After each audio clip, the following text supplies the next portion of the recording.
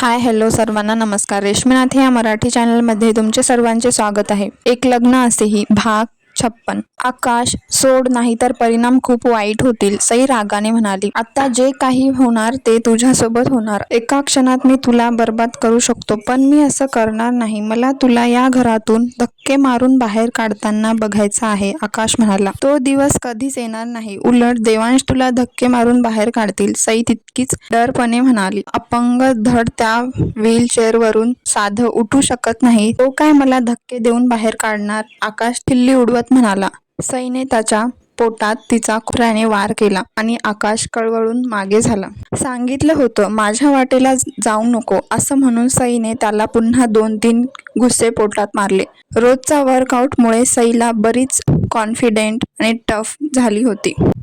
तिचं शरीर आता नाजूक राहिलं नव्हतं. ती जितकी सुंदर दिसत होती तितकीच आता घातक सुद्धा झाली होती. यू असं म्हणत आकाश तिच्यावर धावून आला आणि तिने त्याच्या तोंडावर एक जोरदार पंच मारला. त्याच्या नाकातून लगेच रक्त बाहेर आलं. ते पाहून सई थोडी घाबरली, पण तिने त्याला तसं अजिबात दाखवलं नाही आणि पोझिशन घेऊन उभी होती. बस, बघून घेईल तुला, असं म्हणत आकाश तिथून निघून गेला आणि सईने सुटकेचा निश्वास सोडला. तिचा फोन खाली पडून डॅमेज झाला होता. तिच्या डोळ्यात पाणी आलं, पण आता तिला कळून चुकलं की आकाश घरात असेपर्यंत ती सेफ नाही आणि तिच्या बोलण्यावर कुणीही विश्वास ठेवणार नाही, म्हणून ती तशीच कुणालाही न सांगता घराबाहेर पडली. गेट बाहेर येताच एक टॅक्सी घेतली आणि निघाली.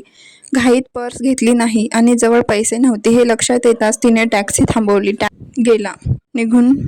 रात्रीचे 8 वाजले होते. कुठे जावं, काय करावं तिला काहीच कळत नव्हतं, सुचत नव्हतं. ती तशीच रस्त्याच्या कडेने पायी चालत होती. चालत घरापासून बरीच लांब आली. रस्त्याच्या पलीकडे तिला शीतल दिसली आणि शीतलला बघून तिच्या जीवात जीव आला. तिने तिला हात दाखवून आवाज दिला, पण गाड्यांचा आवाजाच्या गोंधळात शीतलला काही ऐकू गेलं नाही. म्हणून सई रोड क्रॉस करत तिच्याकडे जाण्याचा प्रयत्न करत होती आणि तिने समोर 2 पाऊल टाकलेच होते की तिला एका गाडीची डॅश बसली आणि सई लगेच चिरकून खाली पडली. गाडी ड्रायव्हरने लगेच ब्रेक मारला होता म्हणून तिला काही जास्त लागलं नाही, पण भीती ती बेशुद्ध पडली होती. त्या गाडीतून लगेच एक व्यक्ती बाहेर आली आणि खाली पडलेल्या सईला बघितलं. तोपर्यंत गाडीतून दुसरी व्यक्ती पण बाहेर आली. ती पहिली व्यक्ती घाबरून म्हणाली, रुद्र, तू ओळखतोस या मुलीला?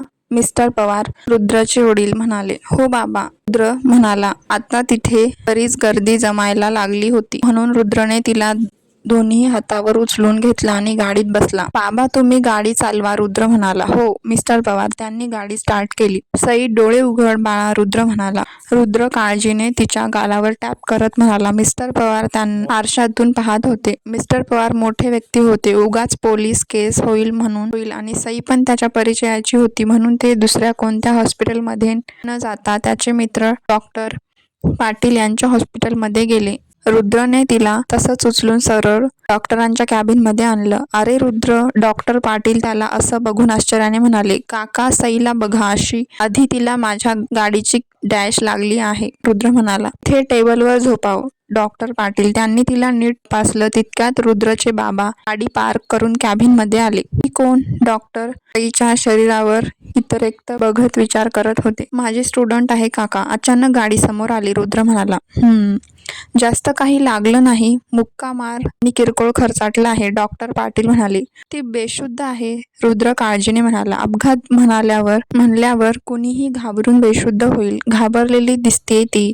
मी इंजेक्शन देतोय, लगेच थोडा वेळात शुद्धीवर येईल, डॉक्टर पाटील असं म्हणाले आणि बेल वाजून नर्सला बोलावलं आणि तिला काहीतरी सांगून बाहेर पाठवलं. अक्षय, काय झालं? डॉक्टर अक्षय यांची पत्नी कॅबिनमध्ये येत म्हणाली. काही डॉक्टर होत्या. रुद्र पवार भाऊजी, डॉक्टर मनीषा आश्चर्याने त्यांना बघून म्हणाली. अगं काही नाही, ही मुलगी रुद्रची स्टुडंट आहे, त्याच्या गाडी समोर आली म्हणे, डॉक्टर अक्षय. अरे बापरे, मग? असं म्हणून डॉक्टर मनीषाने सई जवळ जाऊन सईला बघत म्हणाल्या. गोड आहे रे मुलगी, डॉक्टर मनीषा.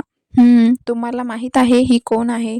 रुद्र म्हणाला. कोण? पवार म्हणजे रुद्रचे वडील म्हणाले. सई देवांश सरपोजदार, रुद्र म्हणाला. काय, ही देवांशची बायको? प्रताप आश्चर्याने म्हणाले. देवांश सरपोजदार म्हणजे तो बिझनेसमॅन, डॉक्टर अजय म्हणाला. ही आणि माझा मित्र, रुद्र म्हणाला. पण ही अशी एकटी रस्त्यावर काय करत होती? डॉक्टर तिच्याकडे बघत म्हणाले. आता ती शुद्धीवर आल्यावर कळेल, रुद्र उसासा सोडत म्हणाला. 1-अर्धा तासाने सई शुद्धीवर आली. डोळे इकडे तिकडे करून घेतले. हॉस्पिटल बघून एकदम घाबरून उठली.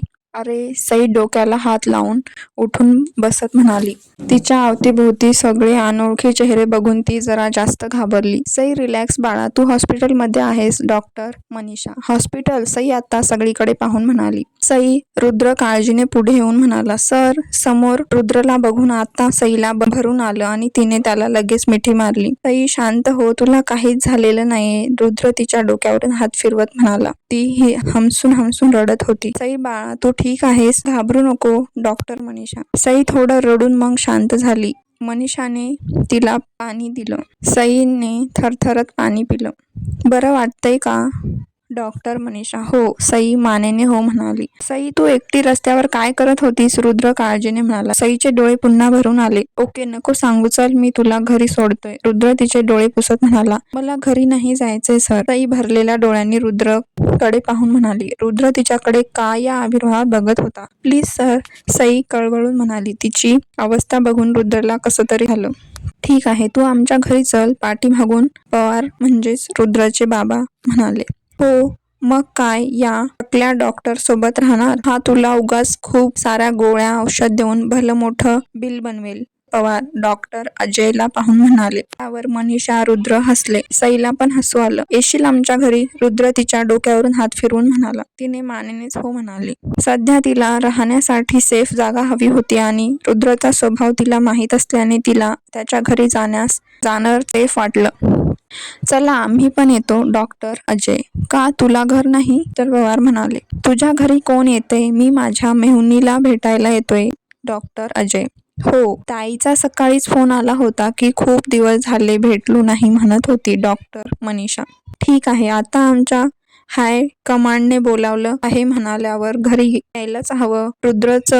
रुद्रचं घर सुद्धा छान होतं. देवांश इतकं मोठं मॅन्शन नव्हतं, पण छान मोठा 2 मजली बंगला होता. समोर बऱ्यापैकी मोठं गार्डन होतं. त्यात भरपूर झाडं लावलेली होती. अंधार असल्याने ठिकठिकाणी लाईट लागलेले होते. सगळे आत आले. रुद्रची आई एक साधारण गृहिणी किचनमध्ये काम करत होती. ए आई.